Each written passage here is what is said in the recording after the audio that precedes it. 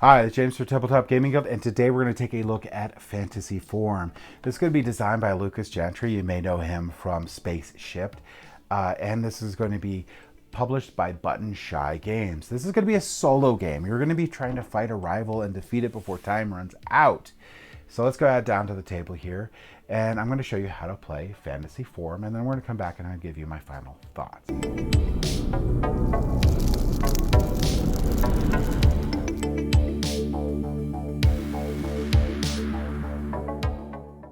Alright, so this is FantasyForm. Alchemists study the secrets of transforming their bodies into powerful elemental forms capable of impossible feats. A rival alchemist, which is going to be this card right here, seeks to abuse this ability for their own gain. Push your skills to the limit and defeat them before they reach their full power. Now, FantasyForm is a solo-only game, so you're going to be playing against your bot here, and you're going to be trying to defeat that rival alchemist. All right, the goal is simple here. You need to defeat your rival before you get down to 0 points. Now, throughout the game, you're going to be gaining shards, you're going to be doing different things, you're going to be gaining new equipment, and you're going to be powering yourself up. All right, so let's go into setup here. For setup here, the game's pretty simple. You're going to look for 3 cards here with a star on there. You'll have an artifact, you'll have a basic form, and you'll have a companion. Now, the artifact here, is going to be placed on your basic form, and you'll always have a form. And this one shows that you're going to start with 5 health, so you place this on the 5. Then you're going to place your guide here, and you're going to place it on your wealth tracker. This is how much wealth you have throughout the game. Now, there's a couple different settings on here. If you start in the game the first time, you're going to set it on beginner, which is 10. However, if you want to do standard, it's going to be 8. If you want to do hard, it's going to be 6. And if you want to do expert, it's 4. So for your first game, you should probably place it on 10. Then you're going to shuffle up the rest of your cards here, except for this rival card. There's a star side and there's a side with numbers on it. You can put it on the side with a star face up here. Once you shuffle up these cards, you're going to place them out in a specific way. Now, these are multi-purpose cards, so they have a different front and different back. And you're going to put the first 3 with this side up, and this is going to be your encounter deck. So you put 3 of them out there. Next, you're going to set up your upgrade row. So you're going to place it so this side is going up and this side's going down, and you'll have 3 of them. Then you'll reverse it to put the rest out for your ethereal row. And that is it for setup. You're ready to get into the game here. All right, so let's go over how the game plays. Well, the game plays is going to go over in turns here, and each of these are going to go into phases. The first phase you're going to have is going to be the outland phase. You're going to do the first part of this card here on the farthest right. So like this one, this outlands a counter set says, you may buy any number of essences for 1 shard less than listed in the market price. But that's not this market prices. You're just going to do, this is what happens. The next thing, you're going to go into the forge phase, which is going to be this middle part right here. And in this middle part, it says you may purchase an available shadow or life essence for half price, rounded up. So, wow, it's going to get pretty cheap here. And then, so I did the top part of this card, the middle part of this card, and then we're going to go into the market phase, and that's going to be the bottom part of this card here. And this is going to show you how much wealth each of these essences cost. So if I'm going to try to get this one here, it's going to cost me 4 wealth. This one's 8, this one's 6, and this one's 1. And then I can keep in mind whatever happened with the outland phase and the forge phase when I purchase these things. All right, so in this phase, when I could purchase things, there's 2 places I can purchase from. I could purchase from the upgrade row here, and on the upgrade row, they're going to cost what they're listed here. So if I want to get this really cool looking form here, I'm going to have to pay 20 wealth to be able to get it. But I get a really cool abilities with this, and if I did that, I would come down here and I would replace this one with this. And I'm going to show you on the reset phase how that all works, but you purchase what you want. So I could purchase from this market row. I can get this one for free if I wanted. Or I could purchase some essence up top here, and these essence are all the same. So like here, the shadow essence says discard to shuffle the ethereal row into the discard pile. then redeal the same number of cards back to the ethereal row. So that's pretty cool. This one here is going to be the Radiant Essence, as a discard and add the bottom 2 cards of the discard pile to the ethereal row. This one here is the Life Essence, discard and heal up to 3 points of damage. And then we also have, where's the 4th one here? Yep, here's the 4th one here. Martial Essence here, discard to reduce damage dealt by an encounter or rival activation to 0. Now, a lot of times when you're buying these Essences, you're actually going to be buying to sell them. So I could purchase or sell, and you're going to be using this here. So like if you look here where this one cost 8, later on if this card makes it over here and nothing moves it out, it'll be worth 11. So I could buy a bunch at 8 and then sell them at 11. And that will help with my wealth. So that's a big part of this game here. After I've purchased everything I want, you have the rival or exploration phase. If there's 2 or more cards in the ethereal row, continue to the exploration phase. Otherwise, continue to the rival phase. Okay, since there's more than 2 up here, we're going to go into the exploration phase. In the exploration phase, we're going to discard the rightmost card from the upgrades row. So we'll discard it over here for right now, and move the remaining 2 over to the right. Then we're going to take the encounter card here, and we're going to flip it into the upgrade row like this. So we're going to move the other 2 over. Then flip the rightmost ethereal card down in place to the encounter row. So this one here is going to come down here, and it'll be the new encounter. We can move these over so you can see a little better here what the ethereal row is. After that, you're going to start another round. So we'll start over, and we'll go to the Outlands encounter, then we'll go to the Forge encounter, and then we'll go to the market phases, and then we'll do another check, and we'll continue on until we have less than 2 cards up here in this ethereal row. If that happens, then we actually go to the rival phase. So we're going to discard all remaining cards from the ethereal row, upgrades, encounters, then do the following. The rival doesn't have an elemental form. So does the rival here have an elemental form? Find the first elemental form card from the discard pile starting from the top. So what we're going to do here, we will discard all remaining ethereal upgrade encounter cards. So we'll go ahead and do that. They all get discarded here. And we'll give the rival the first ethereal card, a first form from the top of the deck here. Then we're going to flip the rival card over. All right, so when we flip this over, we're going to place it over here. It'll show the rival's health here, 7.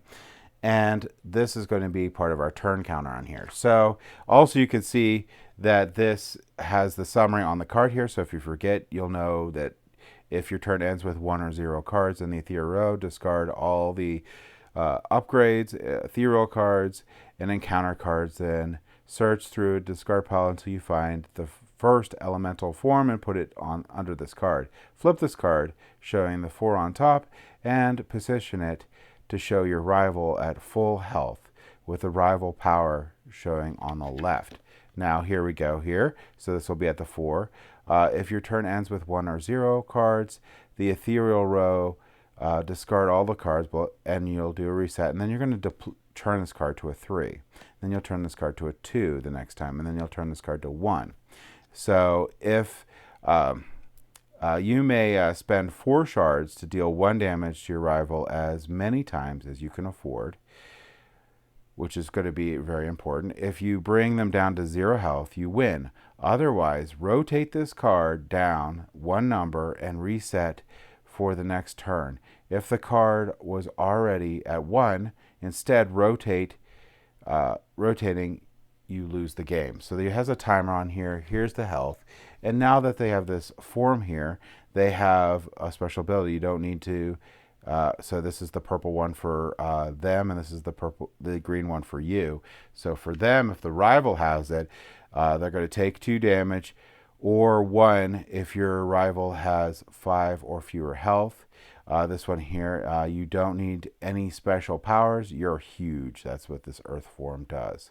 Now, to clarify, I do call this wealth track, but this is actually how many shards you have. So this is 10 shards that you're going to have. So that's what we talk about when you spend 4 shards to do 1 damage. Okay, so normally we do a reset here. We're going to skip that.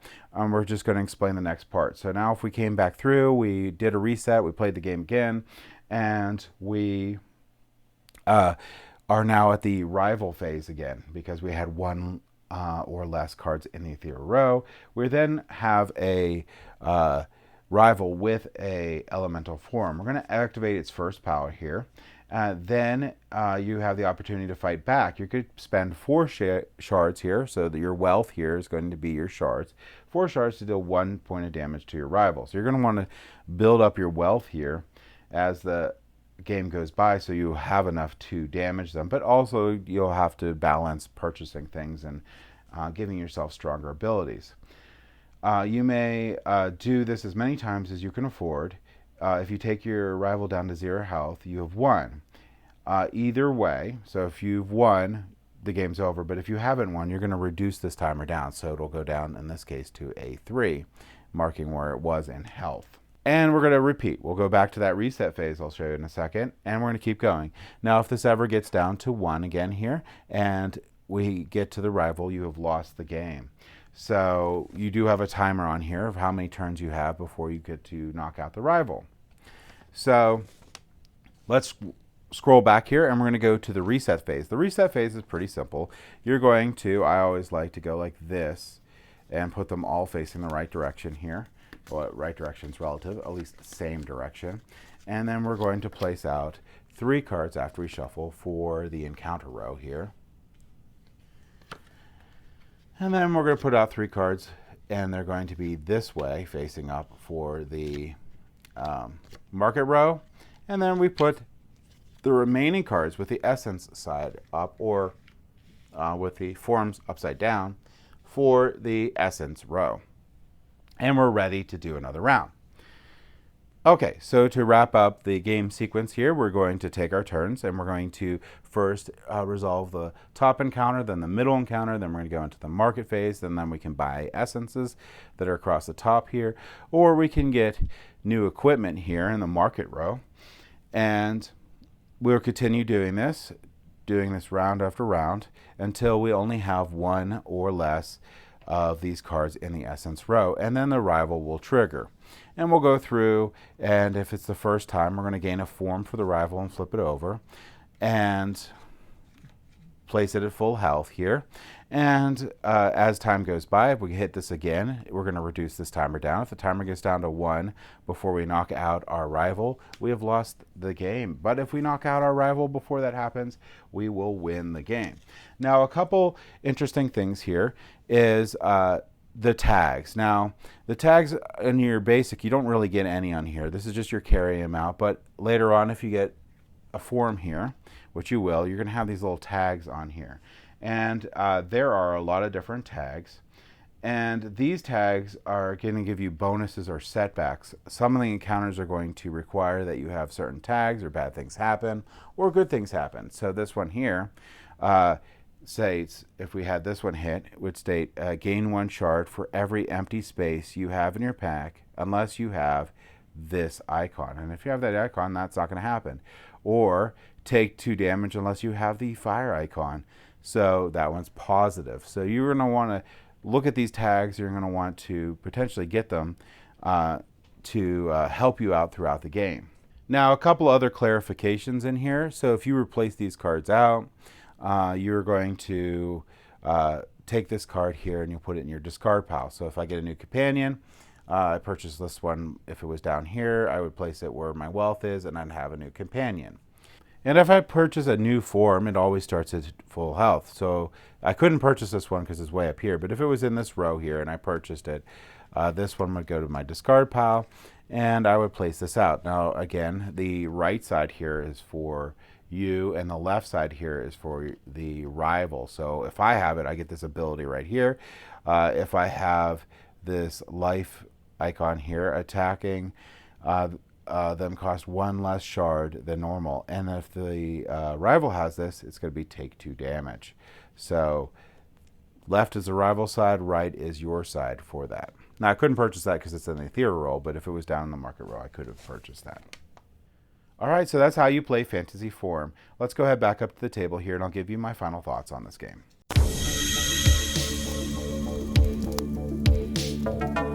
All right, so that was FantasyForm. I really loved Spaceship by Lucas Gentry, and I really love FantasyForm. They're in the same idea, but they have enough of a different feel to each of them that I'm keeping both in my collection. Now, FantasyForm on here has a really great multi-purpose use of the cards. I really like how he can get so much out of so few cards. And I really like that sort of mechanism there where you're going to do the top encounter, middle encounter, market row thing. That actually does, you may not see it from the playthrough, but that really does change up the game because what happens in each of those does affect a lot of stuff. You can't always rely on that market row card, or the market portion being on the far right each time. Sometimes things happen and things go out of order, and your carefully planned buy-sell actions that you were trying to do to gain your wealth up higher to get those shards may fall apart. So you always have to keep that in mind. And you don't want to really sit on a whole bunch of really expensive essences that you're not going to get a really great return on. So there's a lot of consideration in that. But then there's also consideration on what things you buy from the marketplace, what form you pick up, what essence you have. Just so many things to think about, and so many different combinations that can happen with those few cards. There is so much replayability in this game that it's insane. Just with those few cards, every game feels amazingly different. Now, if you watch my channel a lot, you know I'm really not into solo games, but I really have been enjoying the button shy solo games. I really enjoy being able to set them out and play them in a reasonable amount of time, but yet have a large amount of strategy with it. And this is going to be one of my favorite in the button size solo line.